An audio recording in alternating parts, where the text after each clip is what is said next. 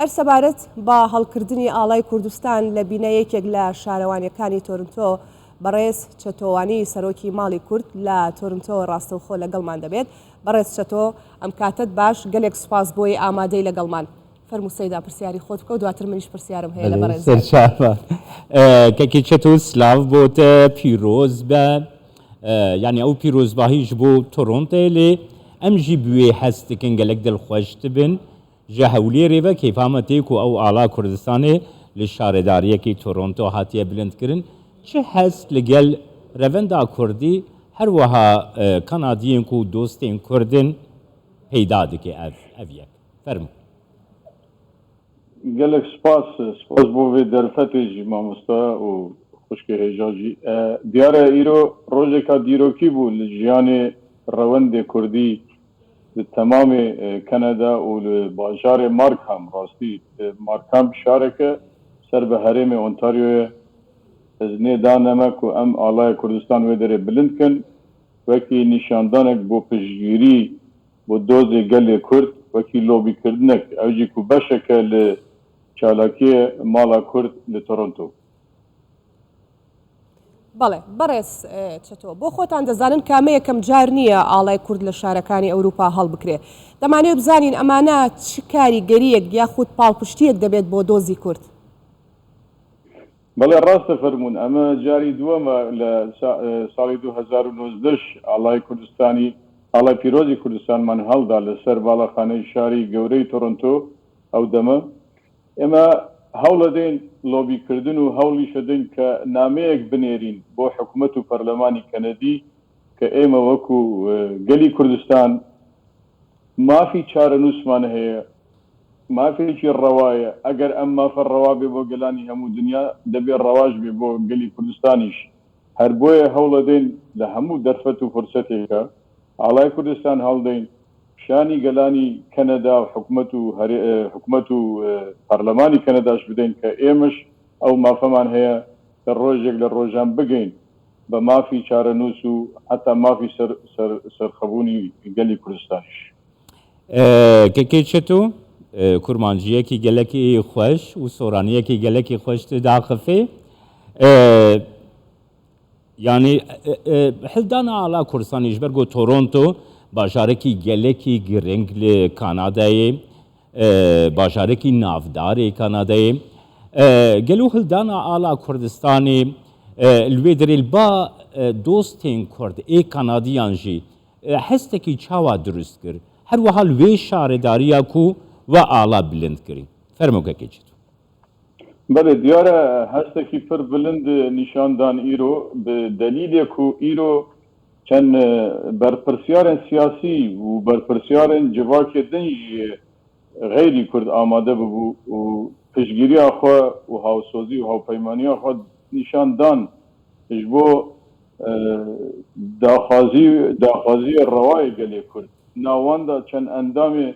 şaredariyê bajarê Markham bû nûêner çend endam perleman bû û endam perlemanê herêmê Ontario jî amade bibûn. Evene amadebûna wan nîşanê piştgirî ye ji bo mafê rewayê gelê Kurdistan ji bo çarenûs û bo heta bo serxebûna gelê Kurdistanê jî. û bilî wî jî ev ê dilxweşker bû bi rastî ne bi tenê Kurdê Başûrê Kurdistan belkî Kurdê her çarparçeyê Kurdistan li vê bûyerê dîrokî de amade bibûn hemî jî bi coş û xirojekî germ hatine pêş ve gelek dilxweş bûn. Em jî wekî civak wekî rêveberiya mala Kurd her dem me hewlê xwe daye ku alaya Kurdistan nîşan din û bilind kin her ji bo bîranî jî sibe 24 heyvê 24 Nîsanê li şarojkek din şarojkê dibêjne Ajax ew jî aîdê herêmê Ontarioye hemê dîsan alaya Kurdistan wê derê bilind kin ji bo bîranîna şehîd û yanbextê جەنۆسایدی ئەمفال. بەڵێ بەڕێز چەتۆ دەبوو لە دەستپێکیشا ئەو پرسیارە بکەین سەیدا ینی من پێم خۆشە بزانم چۆن بوو جارێکی دیکە بیرتان لەوە کردەوە کە ئاڵای کوردستان هەڵبکەن چی وای لێکردن؟ دیارە هەمیشە هەوڵمان داوە کە هەر سیمایەکی کوردایەتی و کوردەواری یان بەشێک لە لۆبیکردنمان بۆ دۆزی گەلی کوردستان کە شتێک نیشاندەین بە کۆمەلگای کەنەدی بەگشتی و بە حکوومەت و پەرلەمانی کەنەدیش بە تایبەتی هەر بۆیە هەمیشە دەگەین بەو ئەنجامێک کە هەڵدانی ئاڵای کوردستان زیاتر سەرنجڕاکێشە بۆ سەرنجڕاکێشانی مەسئولی حکومی و پەرلەمانی کەنەدا و سەرنجڕاکێشانی ڕای گشتی کەنەدی بۆ گەلی کوردستان کە ئێمەش وەکو نەتەوەیەک وەکو گەلێک بەشێکی لەم جیهانە بەشێکی لە ڕۆژهەڵاتی ناوەڕاست کە مافی ڕەوای خۆمان هەیە کە ڕۆژێک لە ڕۆژان ئێمە خۆشمان سنوورێکی و یان وڵاتێکی سەر بۆ خۆمان هەبێ و ئەم ئاڵایش وەکو ئاڵایەکی نەتەوەی گەلی کوردستان نیشان دەین کەکەی چێتۆ بێگومان وەکی کوردستان 24 دەستپێکی دەژیمە گوت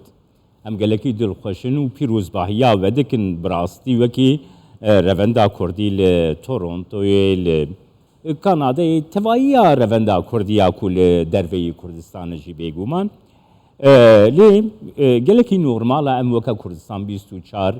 vêyekê bikin nûçe bigînin raya giştiya Kurdistanê lê gava ku we ala Kurdistanê rakir raya giştiya Kanadî medya Kanadî eştere bêjim saziyên medyayê yên Kanadî ew gelo beşdar bûn ev yek gihandine raya giştiya Kanadî taybetciya Torontoyê Mere bêguman medyayê Kanadî jî serîrakêşe bo wan jî ku berîda nedizanîn ew alayekê ye çünkî mixabin alaya Kurdistan wekî listê dewletê serbexwe dinyayê nînin meraq dikirin me jî ji wan re şorove dikir ku em jî milletekên zêdetir li 5 milyonin li 4 welatê belav bûne me jî wekî milletek me maf heye em ser rêya wan jî em ê ew dozê gelê Kurd bidene naskirin ser rêya medyaya Kanadî û raya giştiya Kanada jî û hemî hewlê xwe em didin wekî mala Kurd li Toronto beşê here giringê karê me lobîkirin e ji bo dozê gelê Kurdistan Spasiya te dikim kekê çetowanî serokê mala Kurd li Torontê û silavên me bo te û bo revenda Kurdî li Torontoyê spas ku li gel